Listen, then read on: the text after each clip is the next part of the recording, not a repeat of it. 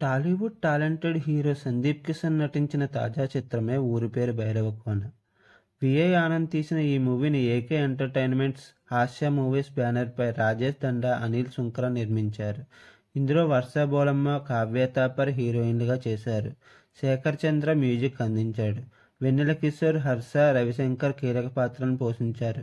ఊరి పేరు భైరవకోన సినిమాకు నైజాంలో 3 కోట్లు, సీడెడ్లో 1.30 కోట్లు, ఆంధ్రప్రదేశ్లో అన్ని ప్రాంతాల్లో కలిపి 4.40 కోట్లకు అమ్ముడైంది.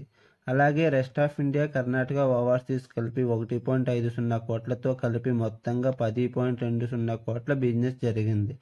ఆరంభంలోనే మంచి అంచనాలను ఏర్పరచుకుని ఊరి పేరు భైరవకోన మూవీ శుక్రవారమే ప్రేక్షకుల ముందుకు వచ్చేసింది. దీనికి ప్రపంచవ్యాప్తంగా అన్ని ఏరియాల్లోనూ డీసెంట్ టాక్ వచ్చిన విషయం తెలిసిందే. దీంతో ఈ చిత్రానికి ప్రేక్షకుల నుంచి స్పందన కూడా భారీగానే లభించింది. దీంతో దీనికి ఓపెనింగ్స్ ఆశించినట్లుగా మంచిగానే వస్తాయని అంచనాలు వేశారు. అయితే ఈ సినిమాకు మొదటి రోజు అనుకున్న దానికంటే ఎక్కువ స్పందనే లభించింది. ఫలితంగా ఈ సినిమాకు ఆంధ్రప్రదేశ్, తెలంగాణ కలిపి 1.30 కోట్ల షేర్ వచ్చింది. ప్రపంచవ్యాప్తంగా అన్ని ఏరియాలను కలుపుకొని 1.70 కోట్ల వరకు రాబట్టింది.